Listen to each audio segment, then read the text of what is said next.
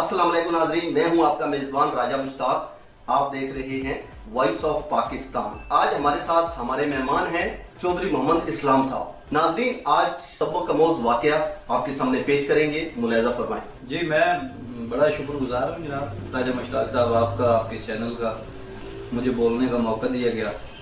अल्लाह पाक इस चैनल को और आपको सलामत रखे, और जो हमारे नाजरीन हैं अल्लाह ताला उन सबको भी सलामत रखे। आमीन। आपने पहली कहानी हमारी सुनी, आज हमारी दूसरी कहानी है, और उम्मीद है जिस तरह पहली कहानी को पसीदाई मिली है इसको उससे भी ज्यादा मिलेगी। ये किस्से कहानियां हम सुना करते थे, बिल्कुल ठीक है। अब पब्लिक ये ढोल ढमके और शोर सुन के तंग आ चुकी हुई है। बेशक। अब लोग चाहते हैं कि हमें खामोशी से ऐसा सबक मिले जो हमारी जिंदगी में हमारे काम आए। आप बिल्कुल सही कह रहे हैं कि जो लोग हैं ये डिस्को गाने और ये वो और उन चीजों से दोबारा ऐसा वापस आ रहे हैं, तंग पड़ गए, तंग पड़ गए हैं। बिल्कुल सही कह रहे हैं। और नाजरीन, आपको हम वक्तन आपको पीछे लेके जाएंगे। लोगों की दादियां होती थी, दादे होते थे, बाबे होते थे, तो वो उनके पास बैठ के हम बड़ी मजे मजे की कहानियां सुनते थे। तो वो बड़ी सबक अमोज कहानियां होती थी, बड़े सबक अमोज वाकया होते थे इस्लाम के हवाले से भी, और इसके अलावा आपकी जो जिंदगी है आपने उसको कैसे बिताना है उसमें, मतलब बड़ा एक ना आपको जहां जितना उनका इल्म होता था उसके हवाले से वो बड़ा एक सबक अमोज होता था, एक दरसगाह होती थी। मैं समझता हूँ कि इसको हम इंशाल्लाह ताला ऐसे लेके चलेंगे, आपको बड़ी पुरानी पुरानी गप्पे सुनाएंगे, बड़ी पुरानी पुरानी कहानियां जो है वो जो हमने दादियां नानियों से सुनी थी आपके सामने लेके आएंगे। जी राय साहब, आपने बिल्कुल सही फरमाया। अब इन कहानियों की जरूरत है। अब देख लीजिए, जो पुरानी नस्ल है हमारे वालिदैन हमारे जो उनसे भी पीछे थे, उनका दारोमदार सिर्फ इन्हीं चीजों पे था। बिल्कुल सही। कोई एंटरटेनमेंट के लिए और चीज नहीं होती थी। वो एक दूसरे के साथ बैठते रात को दिन को, जब उनको टाइम मिलता अपने जो घरेलू काम काज हैं, दूसरे दुनियादारी के काम है, खत्म करने के बाद इकट्ठे बैठते थे और अच्छी और सबक आमोज कहानियां बयान करते थे एक दूसरे से। और उसका असर ये होता था कि लोग उसको अपनी प्रैक्टिकल जिंदगी पे लागू करते थे। अदब के मुताल्लिक शेर व शायरी होती थी।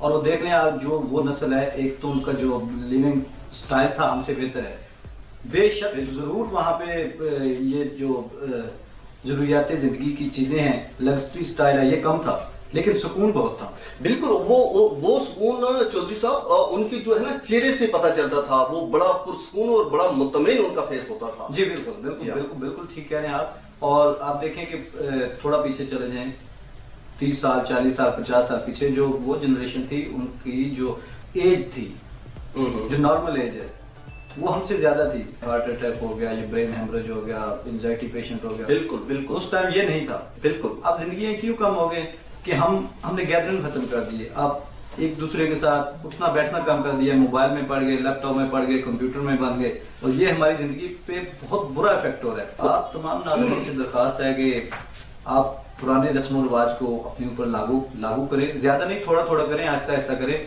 और इंशाल्लाह ताला ये आप इस रूटीन में आ जाएंगे। आप अगर अपनी जिंदगी से मुतमिन रहना चाहते हैं तो आप बिलीव करें, वो वाले तरीके अपनाएं जो हमारे बुजुर्गों ने अपनाए थे, और वो बड़े मुतमिन थे, वो बड़े मेंटली तौर पे बड़े रिलैक्स थे।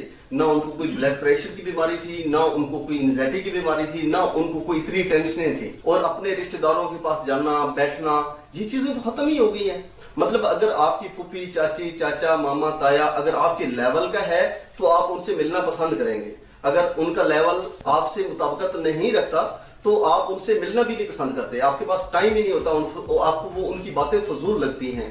तो इसी तरह जो हमसे ज्यादा ऊपर चले जाते हैं वो हमारे से मिलना पसंद नहीं करते। तो इसी तरह रिश्तों में जो वो एक था ना, एक खिंच थी, कशिश थी, वो खत्म हो गई है। उसको वापस लाने के लिए, और ये सुन्नत भी है कि अपने रिश्तेदारों से मिलना चाहिए, ज्यादा मेल जोल बहुत जरूरी होता है। हजूर पाक सल्लल्लाहु अलैहि वसल्लम का फरमान है, शादियां जो हैं ये अपनी फैमिली से बाहर करें कि आपकी रिश्तेदारियां बढ़े। तो नाजरीन, अब मेरे ख्याल में ये बात लंबी होती जा रही है, आप चलते हैं हमारे जो असल मौजू है। ऊंची दुकान फीका पकवान दे अनवान नाल है, इस तवज्जो नाल सुनना और इस अपनी जिंदगी ते लागू करना। कहानी दा आगाज इस तरह होंदा कि एक बंदा है जनाब, तुम्हारी तरह मेरी तरह, वो एक बड़े प्यारे भाई को एक बंदे दा कत्ल हो गया, मर्डर हो गया और गिरफ्तार हो गया। गिरफ्तार होने तो बाद दफा 302 लग गई, केस अदालत दे विच चला गया। ओदे भरा ने जनाब वकील साहब कोल चला गया, वकील साहब कोल पहुंचया। वकील दा दफ्तर बड़ा माड़ा जिहा जनाब, लेकिन वकील साहब ने FIR पढ़ी। उस तो बाद ਮੁਜਰਮ ਦੇ ਭਾਈ ਕੋਲੋਂ 5000 ਰੁਪਏ ਦੀ ਡਿਮਾਂਡ ਕੀਤੀ, ਪਰ 5000 ਰੁਪਏ ਵਿੱਚ ਮੈਂ ਤੇਰਾ ਕੇਸ ਜਿਹੜਾ ਹੈ ਜੀ ਉਹ ਲੜਾਂਗਾ। 5000 ਉਹਦੇ ਮੂੰਹ ਚੋਂ ਨਿਕਲਣਾ ਸੀ। ਜਿਹੜਾ ਮੁਜਰਮ ਦਾ ਭਾਈ ਹੈ ਉਹ ਬਦਜ਼ਨ ਹੋ ਗਿਆ। ਉਹਦੀ ਬਦਜ਼ਨ ਹੋਣ ਦੀ ਵਜ੍ਹਾ ਇਹ ਸੀ ਕਿ ਇਸ 5000 ਰੁਪਏ ਮੇਰੇ ਕੋਲ ਮੰਗਿਆ, ਇਹ ਕੇਸ ਕੀ ਲੜੇਗਾ, ਮੇਰੇ ਭਰਾ ਨੂੰ ਕੀ ਛੁਡਾਣਾ, ਇਹ ਮੇਰੇ ਭਰਾ ਨੂੰ ਕੀ ਛੁਡਾਣਾ। ਤੋਬਾ। ਲਿਆਦਾ ਉਹ ਬਦਜ਼ਨ ਹੋ ਕੇ ਜਨਾਬ ਉਹ ਚੈਂਬਰ ਚੋਂ ਬਾਹਰ ਨਿਕਲ ਗਿਆ। ਚਲਦੇ ਚਲਦੇ ਚਲਦੇ ਜਨਾਬ ਮੁਖਤਲਫ ਚੈਂਬਰਾਂ ਤੋਂ ਦੀ ਨਜ਼ਰ ਪਈ ਇੱਕ ਬੜਾ ਆਲੀਸ਼ਾਨ ਚੈਂਬਰ ਵਕੀਲ ਸਾਹਿਬ ਦਾ। ਉਹਦੇ ਬਾਹਰ ਗੱਡੀਆਂ ਵੀ ਅੱਛੀਆਂ ਖਲੋਤੀਆਂ, ਮਰਸੀਡੀਜ਼ ਦੂਸਰੀ ਤੀਸਰੀ ਜਿਹੜੇ ਵੱਡੇ ਮਾਡਲ ਨੇ ਉਹ ਗੱਡੀਆਂ ਖਲੋਤੀਆਂ। ਅੰਦਰ ਗਏ ਜਨਾਬ, ਜਿਹੜਾ ਰਿਸੈਪਸ਼ਨ ਸਟਾਫ ਆ ਉਸ ਕੋਲ ਪੁੱਛਿਆ ਜੀ ਜਿਹੜੇ ਵੱਡੇ ਵਕੀਲ ਸਾਹਿਬ ਨੇ, ਚੋਟੀ ਦੇ ਵਕੀਲ ਨੇ, ਮੈਂ ਉਹਨਾਂ ਨੂੰ ਮਿਲਣਾ ਚਾਹੁੰਦਾ। ਉਹਨਾਂ ਆਖਿਆ ਜੀ ਇੰਤਜ਼ਾਰ ਕਰੋ ਅੱਧਾ ਪੌਣਾ ਘੰਟਾ, ਘੰਟਾ ਡੇਢ, ਅੰਦਰ ਮੀਟਿੰਗ ਹੈ, ਕੋਈ ਹੋਰ ਕਲਾਇੰਟ ਉਹਨਾਂ ਨੂੰ ਮਿਲਣਾ ਹੈ, ਜੈਸੇ ਹੀ ਉਹ ਫਾਰਗ ਹੁੰਦੇ ਨੇ ਅਸੀਂ ਤੁਹਾਨੂੰ ਮਿਲਾ ਦਿੰਦੇ ਹਾਂ। ਨਾਜ਼ਰੀਨ ਉਹ ਬੈਠੇ ਭਾਈ, ਬੈਠੇ 2 ਘੰਟੇ 2.5 ਘੰਟੇ 3 ਘੰਟੇ ਹੋ ਗਏ। 3 ਘੰਟੇ ਤੋਂ ਬਾਅਦ ਜਦੋਂ ਉਹਨਾਂ ਦੀ ਵਾਰੀ ਆਈ ਜਨਾਬ, ਬੈਲ ਵਜਾਈ ਗਈ, ਉਹਨਾਂ ਨੇ ਅੰਦਰ ਬੁਲਾਇਆ اور انہوں کو پوچھا با کیوں حاضر ہو جو، کیوں کہ پریشانی ہے، کس مقصد واسطے پوچھا گیا؟ ہاں جی پوچھ وکیل پوچھ دیں بھائی کیوں آئے ہو؟ بالکل انہوں نے دسیا جی اس طرح بھائی ہے، اس کو بندہ قتل ہو گیا، بھائی میرا بڑا پیارا تھا، میں اس کو بچانا چاہتا ہوں، تے تسی کیس لڑو گے؟ اس آخر جی ایف آئی آر میں نے لکھاؤ۔ وکیل صاحب نے ایف آئی آر لئی پڑھی، سارا قصہ جڑا دے بیان ہو گیا، کہانی سامنے آ گئی، کلیئر ہو گئی۔ اس آخر جی میں اس کیس کا تھوڑے کو 5 لاکھ روپیہ لے سا۔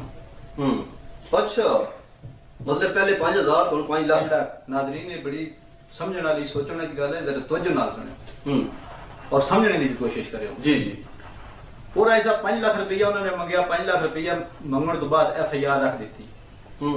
جیڑا بندہ سی وہ بڑا مطمئن ہویا، وہ مطمئن ہونے دو بڑی خاص وجہ نے، ایک تے بڑا عالی شان دفتر سی جناب، دوسرا جیڑے وہ دفتر دا انوائرمنٹ آ وہ بڑا پسند آیا، اور تیسرا وہ سمجھا کہ یہ بندہ جناب وکیلان دا صدر بھی ہے تو لازمی دی جج نال بھی کوئی ماڑی چنگی الیکس لیک ہوئے گی، لہذا اے میرے بھائی نو جناب جڑا ہے نا تخت عدالت تو بچا لے گا۔ ٹھیک ہے، کمٹمنٹ طے ہوگی جناب، بندہ چلا گیا پیسے لینے واسطے، اپنے پنڈ پہنچیا، کچھ 1,50,000 دے گھر پہ آئی، باقی کو مجھ ویچی، کچھ گاں ویچی، مطلب ارینج کر کے دوستاں کو پڑھیا، اپنے رشتہ داراں کو پڑھے، بس اللہ دی کرنی کہ اس 5 لاکھ روپیہ اپنا جڑا وہ مکمل کر لیا۔ ٹھیک ہے، اگلی اللہ صبح جناب 5 لاکھ روپیہ لے کے بندہ پہنچ گیا وکیل صاحب دے چیمبر سے، 5 لاکھ روپیہ جناب ٹیبل تے رکھے، بڑا مطمئن ہو کے جناب واپس گھر چلایا۔ کچھ دن تو بعد تاریخاں پہنیاں شروع ہو گئیاں، 1 تاریخ پہ، دوسری پہ، تیسری پہ، تاریخ پہ تاریخ پڑھتی رہی۔ یہ جو پاکستان کا کمزور عدالتی نظام ہے ناظرین تسی بہتر سمجھ ہو، تاریخ تو تاریخ پہنتی رہی، بڑا ڈسٹرب ہویا، لیکن اللہ دی کرنی کہ 1 تاریخ آئی کہ جڑا مجرم آئی اس کو سزائے موت ہو گئی۔ اوئے ہوئے ہوئے، اچھا سزائے موت ہو گئی جی۔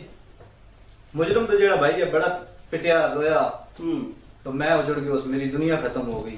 ظاہر ہے کوئی تھوڑا میرا قریبی چلا جائے تو دنیا ختم ہو گئی، سما ہوندا ہے سارے سامنے۔ جس 5 لاکھ ارینج کر کے اس تو علاوہ 5 لاکھ تو علاوہ ایسا بھی بندہ چلا جائے تو اس تو پیچھے سے کہانی ختم نہ۔ جی ہاں، بھلا خدا دی یہ کرنی کہ بندے سزا ہو گئی کہ مجرم دا بھائی رویا پٹیا، روندا روندا عدالت چوں باہر نکلا جناب، اکھی شکی پوجی اس کو تے چلدے چلدے چلدے چلدے جناب اس وکیل کول پہنچ گیا۔ اچھا او کو مل پیا اس چمرے وہ کو وکیل مل پیا جس 5000 روپیہ منگیا سی۔ ہاں ہاں ہاں، اس پوچھا السلام علیکم، اس آخیا وہ تہاڈا کیس چل رہا سی جناب عدالت دے وچ۔ ہاں تو خیر ہے، کیوں ہو رہا، کیوں پریشان ہو، کی گل ہوئی، کی بنیا اس کیس دا؟ اس آخیا وکیل صاحب اس بھائی سزائے موت ہو چکی ہے، اس بھائی نو سزائے موت ہو چکی ہے۔ وکیل صاحب بھی بڑے پریشان ہوئے، انہاں نے سمجھایا ہوں رون کا کوئی فائدہ نہیں بچے، اب پچھتائیں کیوں جب چڑیاں چگ گئی کھیت۔ یہ جڑا 5 لاکھ کا تسی کام کرایا میں نے جناب، یہ میں تمہیں 5000 وچ کیا بات ہے، کیا بات ہے۔ لہذا ناظرین تواڈے کے ایک ریکویسٹ ہے، گزارش ہے، کدی بھی انسان دے جڑا او دا وقار ہے، جڑا او دا اٹھ بیٹھ ہے، جیڑی او دی سج دج ہے، اس تے توجہ نہ دیو، اس دے کردار تے دیو، او دی گپ تے دیو، او دے نالج تے دیو، او دا جڑا علم ہے اس تے توجہ دیو۔ بالکل اسی بات ٹائم ایسے نادان کام کر جاندے ہاں جڑے بعد چ ساڈے واسطے پچھتاوا بن دے۔ بالکل ਉੱਚੀ ਦੁਕਾਨ ਵੇਖ ਲਈ ਜਨਾਬ, ਉੱਥੋਂ ਚੀਜ਼ ਲਓ ਠੀਕ ਮਿਲੇਗੀ। ਹੋ ਸਕਦਾ ਅਸੀਂ ਉਹ ਚੀਜ਼ ਖਾਣ ਦੇ ਕਾਬਿਲ ਹੀ ਨਹੀਂ ਹੋਵੇ ਜਾਂ ਉਹ ਸਾਨੂੰ ਸੂਟ ਹੀ ਨਾ ਕਰੇ। ਸਿਰਫ ਦੁਨੀਆ ਦੀ ਰਸਮ ਰਿਵਾਜ ਨੂੰ ਵੇਖ ਕੇ ਜੀ ਉਹ ਫਲਾਣੇ ਬੰਦੇ ਨੇ ਫਲਾਣੀ ਜਗ੍ਹਾ ਤੋਂ ਕੰਮ ਕਰਾਇਆ ਕੱਪੜੇ ਸਿਲਾਏ, ਮੈਂ ਵੀ ਉੱਥੋਂ ਹੀ ਸਿਲਾਵਾਂਗਾ। ਹੋ ਸਕਦਾ ਜਿਹੜਾ ਸਾਡਾ ਮਹੱਲੇ ਦਾ ਟੇਲਰ ਹੈਗਾ ਉਹ ਉਸ ਤੋਂ ਅੱਛੇ ਕੱਪੜੇ ਅੱਛੇ ਸੀ ਲਵੇ। ਔਰ ਚੌਧਰੀ ਸਾਹਿਬ ਮੈਂ ਤੁਹਾਡੀ ਗੱਲ ਨੂੰ ਦੱਸਣਾ ਕਿ ਯਕੀਨ ਕਰੋ ਕਿ ਇੱਥੇ ਅਸੀਂ ਹੋਰ ਚੀਜ਼ ਦੀ ਵੀ ਨਿਸ਼ਾਨਦੇਹੀ ਕਰ ਦਈਏ ਜੀ, ਜੀ। ਕਿ ਤੁਸੀਂ ਗੱਲ ਕਰ ਰਹੇ ਹੋ, ਤੁਹਾਡੀ ਗੱਲ ਨੂੰ ਮੈਂ ਵੱਡਾ ਕਰਨਾ ਚਾਹ ਰਿਹਾ ਜੀ। ਹਾਂ ਕਿ ਅਕਸਰ ਇੱਥੇ ਲਾਹੌਰ ਦੀ ਜਿਹੜੀ ਦੁਕਾਨਾਂ ਨੇ ਨਾ, ਜੀ। ਮੈਂ ਬੜੇ ਅੱਛੇ ਬੜੇ ਵੱਡੇ ਮਤਲਬ ਕਿ ਉਹਨਾਂ ਸਟੋਰਾਂ ਦੇ ਨਾਂ ਨਹੀਂ ਲੈਂਦਾ, ਉਹਨਾਂ ਤੇ ਸਾਰਾ ਸ਼ਾਲਮੀ ਦਾ ਸਮਾਨ ਪਿਆ ਜੀ। ਜੀ ਬਿਲਕੁਲ ਇਹ ਬਿਲਕੁਲ ਪੱਕੀ ਮੇਰੇ ਗੱਲ ਨਾਲ ਹੈ। 2-3 ਦਫਾ ਵਾਕਿਆ ਹੋਇਆ, ਲੇਕਿਨ ਉਹ ਤੁਹਾਡੀ ਗੱਲ ਨੂੰ ਮੈਂ ਕਰਦਾ ਹਾਂ ਕਿ ਮੈਂ ਬਿਲਕੁਲ ਨਾਂ ਨਹੀਂ ਲੈਣਾ ਚਾਹੁੰਦਾ ਉਹਨਾਂ ਬ੍ਰਾਂਡਾਂ ਦੇ, ਕਿਉਂਕਿ ਚਲੋ ਨਿਜ਼ਾਮ ਪਾਕਿस्तान ਦਾ ਚੱਲ ਰਿਹਾ ਹੈ, ਜੀ ਕੁਛ ਹਾਂ। ਨਾ ਕੁਛ ਟੈਕਸ ਜੀ ਹਾਂ। ਕਲੈਕਟ ਹੋ ਰਿਹਾ ਹੈ, ਲਿਹਾਜ਼ਾ ਸਾਨੂੰ ਕਿਸੇ ਦੀ ਤਨਕੀਦ ਨਹੀਂ ਕਰਨੀ ਚਾਹੀਦੀ। ਹਾਂ ਤਨਕੀਦ ਇਹ ਜ਼ਰੂਰ ਕੀਤੀ ਹੈ, ਇਹ ਮਸਲਾ ਹੈ, ਲੇਕਿਨ ਤਨਕੀਦ ਬਰਾਏ ਇਸਲਾਹ ਬਹੁਤ ਜ਼ਰੂਰੀ ਹੈ। ਹਾਂ, ਲੇਕਿਨ ਤੇ ਮੈਂ ਜਨਾਬ ਬੜਾ ਪਰ ਉਮੀਦ ਹਾਂ ਨਾਜ਼ਰੀਨ ਕੋਲੋਂ ਕਿ ਇਹ ਕਹਾਣੀ ਤੁਹਾਨੂੰ ਪਸੰਦ ਆਏਗੀ ਔਰ ਆਪਣੇ ਦੋਸਤਾਂ ਨੂੰ ਸ਼ੇਅਰ ਕਰੋਗੇ, ਲਾਈਕ ਕਰੋਗੇ, ਸਾਡੇ ਚੈਨਲ ਨੂੰ ਸਬਸਕ੍ਰਾਈਬ ਕਰੋ, ਲਾਈਕ ਕਰੋ ਔਰ ਦੋਸਤਾਂ ਦੇ ਨਾਲ ਸ਼ੇਅਰ ਕਰੋ। तो जी और पिछली बार आके ने बैल दे हाथ मेरे आप जो टली है ना जनाब, टली ते लाजमी हाथ मार, टली खड़काए हो जी बिल्कुल। आपकी बड़ी मेहरबानी जनाब। अल्लाह आप सबका आमीन नासर हो। पाकिस्तान जिंदाबाद।